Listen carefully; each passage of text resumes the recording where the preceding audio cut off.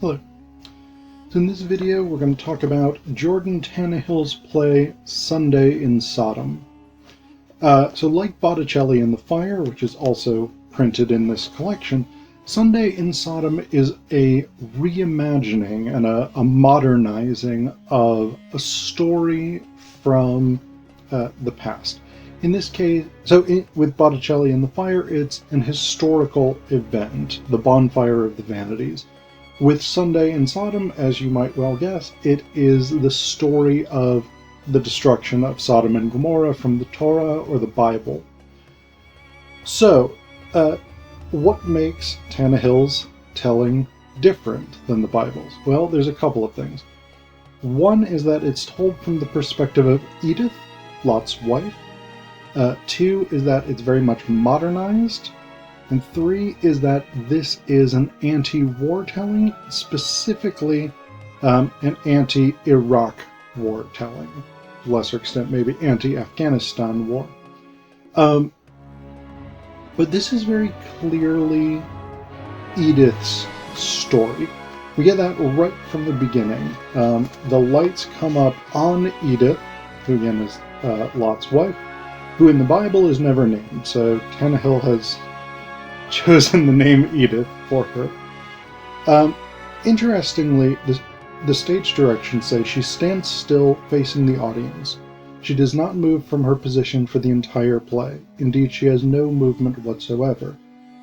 So this is actually an incredibly challenging part for an actor to play, to be the central figure of the play, to be the person who has the vast majority of lines, who's at the center of almost all of the dialogue, and yet not to move. This takes incredible discipline. The person who originally played Edith at Canada Stage's Berkeley Street Theatre in Toronto in April and May 2016 was Valerie Buhagiar. I'm probably saying her name wrong, I really apologize. But this had to be a massively difficult part to play. So the play opens with Edith talking about the thing that wife's lot is known for, looking back. I looked back, I admit, I stopped running and I looked back. But that's just the beginning of this lengthy speech where she sort of goes through these interesting meditations about that, about why, because it's not clear in the Bible why Lot's wife looks back. She just does. Tannahill gives us some potential reasons, some sort of meditations on what might have caused Lot's wife to do this. This opening speech also introduces us to the idea that it's a rewriting. So one of the things that Edith says is, but really, what do they know? The men who wrote the accounts, they weren't even there. They weren't even there the day it happened. Do they even know it was a Sunday? I bet not. I bet the day of the week never even crossed their minds, or that there were people just going about their lives. So this idea of questioning, of challenging, of reinterpreting, of understanding anew is really kind of central to Tannahill's two plays here, Sunday in Sodom and Botticelli in the Fire.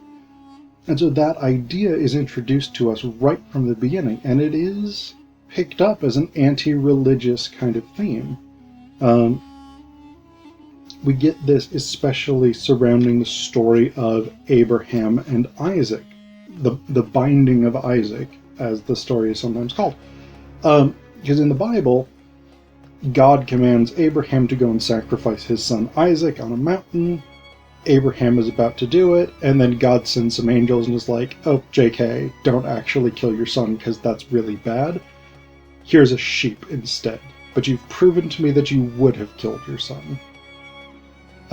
So the way that Edith spins this, because she gets a phone call from Isaac telling her that Abraham has basically attempted to kill him and Isaac doesn't feel comfortable in the house because he's concerned that his dad will murder him in his sleep. So Edith explains it. Lot's uncle Abraham is a cult leader. A few years back, he began saying that God spoke to him and that he was to be the father of God's chosen people. Now, I think quite obviously he's paranoid schizophrenic, but Lot's family is very traditional. They're not particularly well educated, and there's lots of stigma around mental illness. Whenever I try to bring it up with my husband, we get into a big fight. And in fact, the way that this event is discussed in the phone call between Isaac and Edith does sound more like a psychotic break than like religious revelation. So again, we've got that component of rereading here.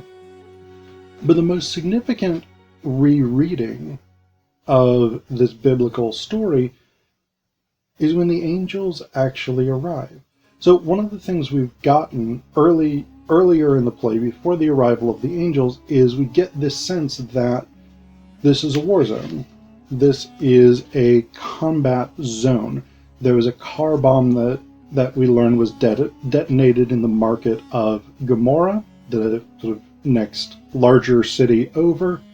And we learn that many of the people that Lot and his family know are involved in the insurgency. They are fighting against whoever it is that they're fighting in this war. Lot is not particularly keen on that. His daughter Sarah, Edith, they're more sympathetic to the insurgents. Lot is not particularly.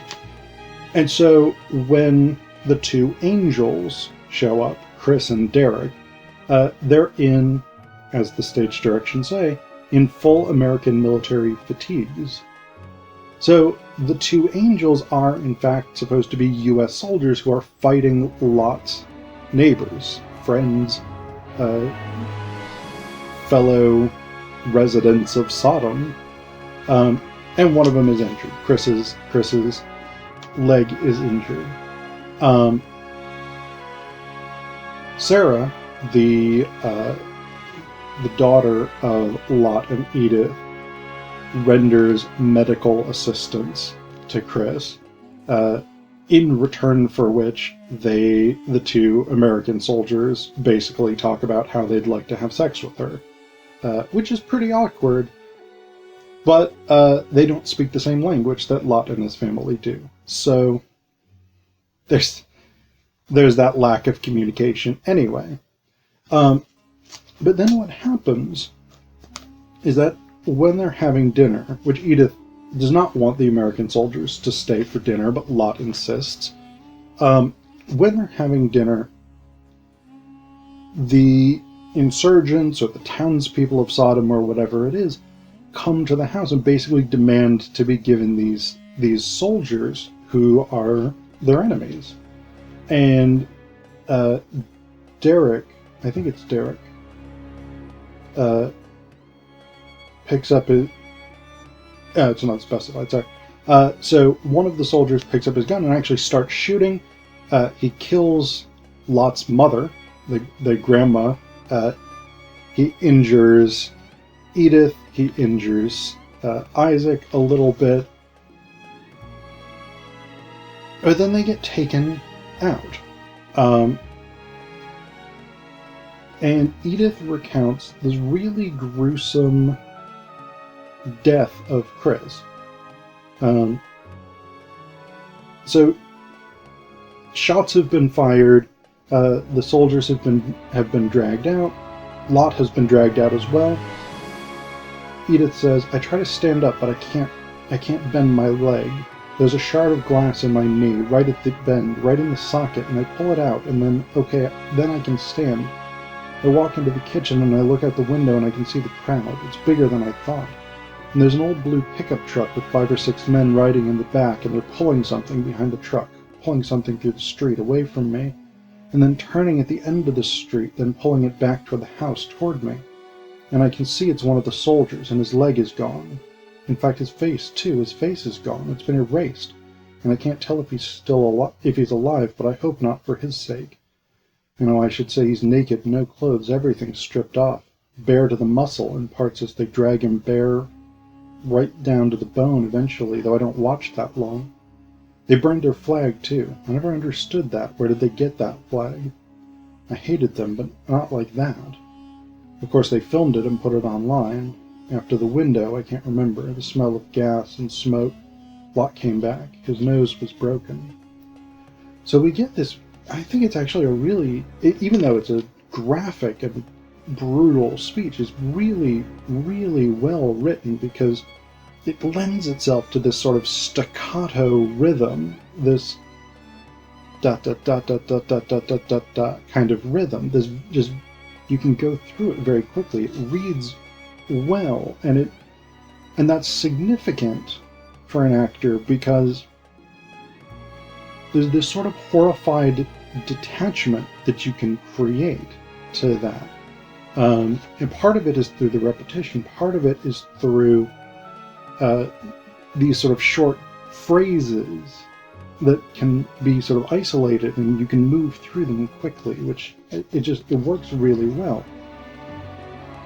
But then the upshot of this attack on the two soldiers, Derek comes back. He's the one who survives, but he does have a bloody gash across his face.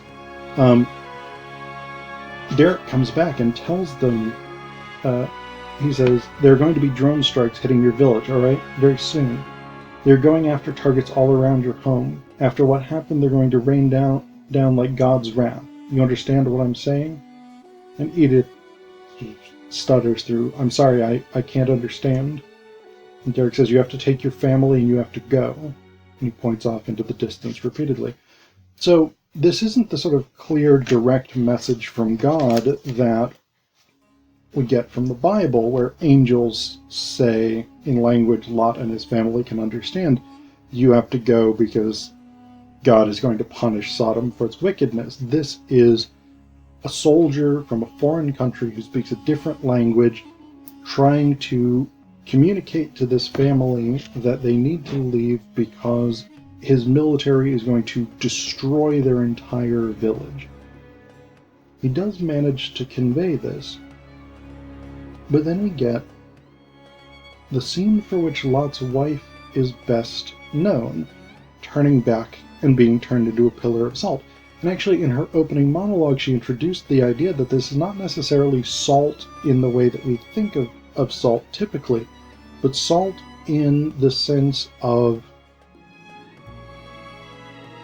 destruction, the sort of vaporization of the city of Sodom by fire. So salt as a sort of stand-in for ash, for charred, for whatever it is. But we also get the real explanation in Tannahill's play of why Edith turns back. When they're starting to flee, Sarah can't find Sarah's Lot and Edith's daughter, by the way. She can't find her youngest daughter. So Edith takes the oldest daughter, her oldest granddaughter, and she flees the city following Lot and Isaac. When she falls, Isaac comes back and picks up the baby, helps Edith, and then Edith sort of says, go on without me. And Edith remembers giving birth to Sarah. She remembers that, because Sarah refuses to leave without her child. Edith remembers, in this really beautiful, moving final speech, she remembers giving birth to Sarah, and that Sarah, they thought that Sarah was dead, and Edith refused to allow the medical people to take her away. And the next morning, Sarah sort of came to life. And so Edith ends with this, and then I stopped running. The darkness ahead of me and the fire behind me. I stopped running because I had to know if you were behind me. I had to know if you had made it out, because what was I running toward if you hadn't? So yes, I stopped, and yes, I looked back. I looked back to see if you had made it out. I looked back to see your face. And then we get the stage direction. For the first time in the entire play, Edith moves. She looks back. So in this sort of peak final moment, what we get is the contrast between Lot with his sort of religious fanaticism and his devotion to this idea of a particular type of justice, even a justice that is supremely destructive, versus the ethics of the women, of Edith and Sarah, who are willing to sacrifice themselves for their children, for their families.